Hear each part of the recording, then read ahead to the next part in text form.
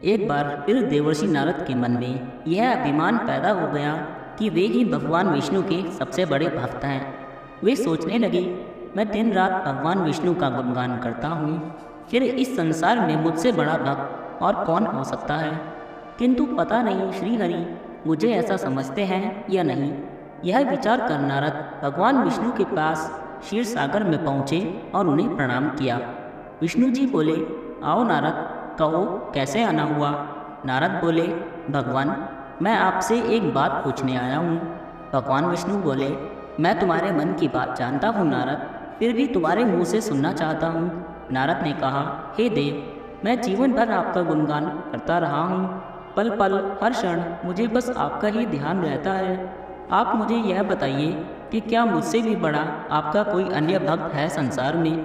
भगवान विष्णु समझ तो पहले ही गए थे कि नारद को अपनी भक्ति पर अभिमान पैदा हो गया है, किंतु अपने मन की बात छुपाकर वे बोले, नारद इस प्रश्न के लिए तुम्हें मेरे साथ मृत्युलोक चलना पड़ेगा। नारद बोले, ठीक है भगवान, मैं मृत्युलोक चलने के लिए तैयार हूँ। भगवान विष्णु नारद को लेकर मृत्युलोक चल पड़े। धरती पर पहुंचकर दोनों ने किसान का भेष धारण किया और एक गांव के किनारे बनी एक झोपड़ी की ओर चल पड़े। विष्णु बोले, नारद मेरा एक बहुत बड़ा भक्त यहाँ इस कुटिया में रहता है। आश्चर्य है, क्या मुझसे बढ़कर भी किसी की भक्ति हो सकती है। नारद के मुख से निकला, क्या वह भी मेरी तरह आपका ध्यान लगाए रहता है। आओ स्वयं ही जान लोगे, विष्णु ने कहा और उस कुटिया की ओर बढ़ गए। किसान उस समय कुटिया के बाहर अपनी गाय को बांध रहा था। उसके मुख से हरि हरि गोविंद का स्वर निकल रहा था। किसान भेषधारी विष्णु ने उसके निकट जाकर नारायण नारायण कहा तो किसान ने विनीत स्वर में पूछा, आप कहाँ से आए हैं भद्र, मेरे लिए कोई सेवा हो तो निसंकोच बताइए। किसान वेशधारी भगवान विष्णु ने कहा, हम नगर जा रहे हैं पर अंधेरा घिरने लगा है, वन में जंगली पशुओं का डर है, इसीलिए रात भर आश्रय चाहते हैं। किसान ने प्रसन्न भाव से कहा, मेरी कुटिया में आपका स्वागत है भद्र, और जो रूखा सूखा घर में है आपके लिए हाजिर है। भगवान ने मुझे आप लोगों की सेवा करने का अवसर दिया है, बड़ी कृपा हुई उनकी। बाहर दालान ने एक खटिया पर दोनों को बैठाकर किसान अंदर गया और अपनी पत्नी से कहा, देवी दो अतिथि आए हैं। किसान की पत्नी उस समय अपने बच्चों को भोजन परोस रही थी।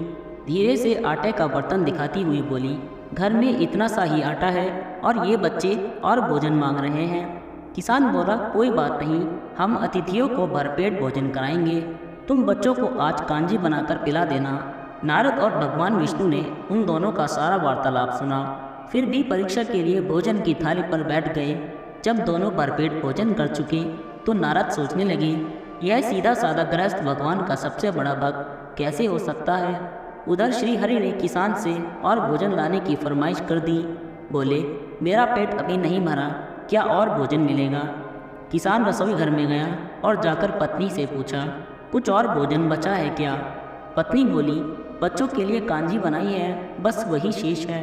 विष्णु और नारद जी वह भी पी गए। किसान और उसके परिवार को भूखे ही सोना पड़ा।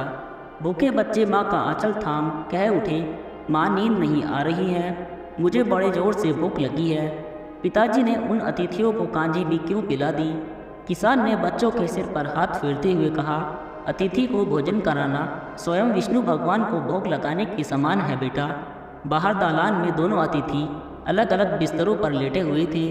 भगवान विष्णु ने कहा, तुमने सुना नारद, किसान और उसके परिवार को भोजन नहीं मिला, फिर भी वह मेरे गुण गा रहे हैं। यह तो कुछ भी नहीं है, मैंने तो कई कई दिनों तक भूखे रहकर आपका स्मरण किया है। अगले दिन सुबह उन्होंने देखा, किसान भगवान विष्णु की मूर्ति के सामने कह रहा था, गोविंद हरि हरि, तुम सदा मेरे मन में बसे रहो, बस मुझे कुछ और नहीं चाहिए। फिर दोनों अतिथियों से बोला, हरि की बड़ी कृपा है, वही जग का रखवाला है, प्रभु की दया से रात को कोई कष्ट तो नहीं हुआ। जब तक आपका जी चाहे तब तक आप दोनों यहाँ रहीं, मैं खेत पर जा रहा हूँ। किसान भेषधारी श्री हरि बोले, हम भी तुम्हारे साथ चलेंगे, यदि तुम्हें कोई आपत्ति ना हो तो। नारद और विष्णु भगवान किसान के साथ उसके खेत पर गए। किसान बोला, यही है अपना खेत, अब मैं अपना काम करूँगा, गोविंद हरि हरि। नारद बोले, तुम तो सत्पुरुष हो, भगवान के बड़े भक्त हो, हर घड़ी उनका नाम लेते रहते हो। किसान बोला, अरे कहाँ, काम से जब भी थोड़ा बहुत समय मिलता है तभी उनका नाम लेता हूँ। नारद ने पूछा, कब कब मिलता है समय? किसान बोला, सुबह उठता हूँ तब, रात को सोता हूँ तब, और दिन में जब भी काम से समय मिल जाए। ओह समझा, नारद के मुंह से निकला। दोनों जब किसान से विदा लेकर चले तो नारद ने व्यंग्यात्मक स्वर में कहा, आपने सुना भगवान, वह सुबह शाम 2 बार ही आपका स्मरण करता है, जबकि मैं हर समय ध्यान करता हूँ, फिर भी आप उसे महान भक्त बताते हैं। नारद की बात सुनकर श्री हरि चुप रहे, किंतु मन ही मन उन्होंने कहा, कारण भी जान जाओगे नारद। विष्णु ने एक कलश को तेल से लबालब भरकर नारद को दे दिया और बोले, नारद इसे अपने सिर पर रखकर बिना हाथ लगाए सामने वाली पहाड़ी तक ले चलो। ध्यान रहे इस कलश में रखे तेल की एक बूंद भी जमीन पर गिरने ना पाए। नारद बोले, यह कार्य सहज तो नहीं है। यह कहकर नारद ने कलश सिर पर रख लिया और पहाड़ी की ओर चल दिए। नारद पहाड़ी तक गए और लौट आए।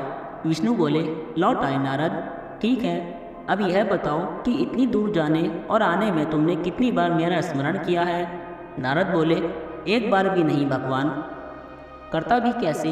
मेरा सारा ध्यान तो तेल और कलश की तरफ लगा हुआ था। श्री हरि बोले, तो अब तुम ही सोचो, वह किसान दिन भर कठिन परिश्रम करता है, फिर भी 2 बार मेरा स्मरण जरूर करता है, और तुम एक बार भी मेरा स्मरण नहीं कर पाए।